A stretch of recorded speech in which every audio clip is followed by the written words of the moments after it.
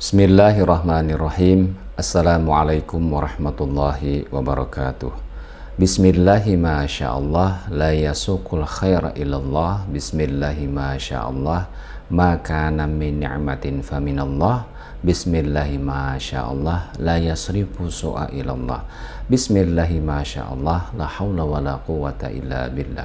Subhanaka la ilma lana illa ma 'allamtana. Innaka antal alimul hakim, wala haula wala quwata illa billahil aliyil azim.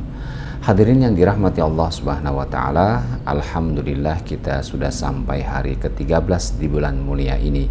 Insyaallah kita akan sama-sama merenungkan surat Al-Waqiah ayat yang ke-41 sampai 44. Dalam ayat ini Allah menjelaskan golongan yang ketiga, golongan kiri, ashabus shimal, yakni golongan orang yang berada di neraka jahanam. Na'udzubillah tsumma na'udzubillah. Firman Allah Subhanahu wa taala, a'udzubillahi minasyaitonir rajim. Bismillahirrahmanirrahim. Wa ashabus shimali ma ashabus shimal fi samumin wa hamim wa dhillim min yahmum la baridin wala karim. Dan golongan kiri, siapakah golongan kiri itu? Dalam siksaan angin yang amat panas dan air panas yang sangat mendidih, dan dalam naungan asap yang hitam dan tebal, tidak sejuk dan tidak menyenangkan. Hadirin yang dimuliakan Allah Subhanahu wa taala, ayat-ayat berikut menguraikan tentang golongan manusia yang ketiga, yakni penghuni neraka, ashabus shimal, setelah sebelumnya dijelaskan dua kelompok penghuni surga. Firman Allah Subhanahu wa taala, wa ashabus shimali ma ashabus shimal. Dan golongan kiri, siapakah golongan kiri itu? Kata tanya istifham ma di sini bermakna menciptakan perasaan takut dan keheranan dengan keadaan mereka. Wa ashabus shimal wa humul ladzi yu'tuna kutubuhum bishimailihim. Golongan kiri adalah golongan orang-orang yang diberikan lembaran-lembaran catatan perbuatan mereka dengan tangan kiri. Bagaimana keadaan mereka dan kesudahan mereka? Kemudian Allah Subhanahu wa taala membesarkan kisah mereka dalam bala dan azab. Dia berfirman, fi samumin wa hamim, dalam siksaan angin yang amat panas dan air panas yang sangat mendidih.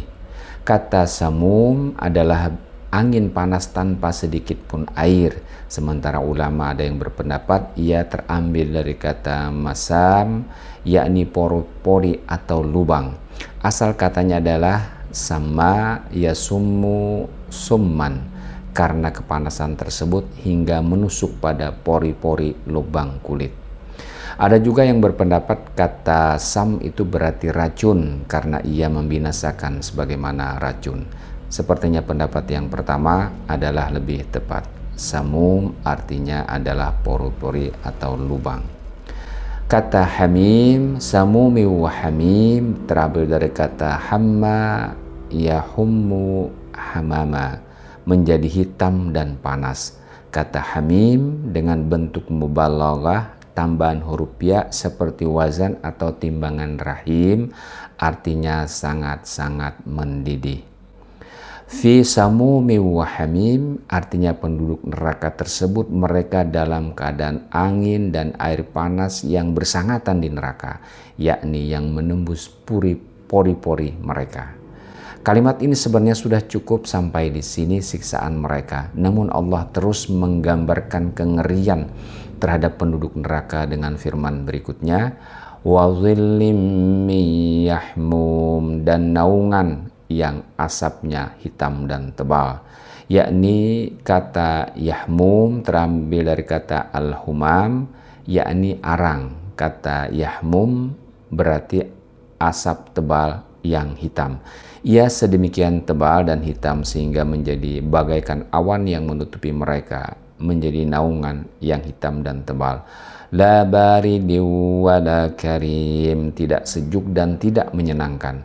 Al-Khazim berkata, naungan dan tempat teduh itu faedahnya ada dua. Yang pertama adalah mengusir rasa panas, dan yang kedua nyaman dipandang dan seorang yang dalam naungan tersebut terhormat.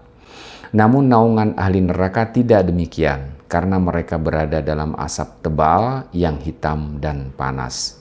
Hadirin rahimakumullah yang dimuliakan Allah Subhanahu wa taala, demikianlah makna daripada surat Al-Waqiah ayat yang ke-41 sampai 44. Ini adalah golongan manusia yang ketiga, yakni golongan kiri, ashabul shimal, yang menerima catatan amal perbuatan mereka di dunia itu dengan tangan kiri.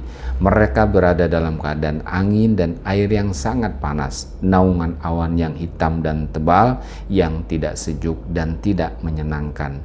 Tentu kita bermohon kepada Allah agar kita, orang-orang yang kita cintai dan keturunan-keturunan kita dijauhkan dari kelompok seperti ini. Na'udzubillah tsumma na'udzubillah. Assalamualaikum warahmatullahi wabarakatuh.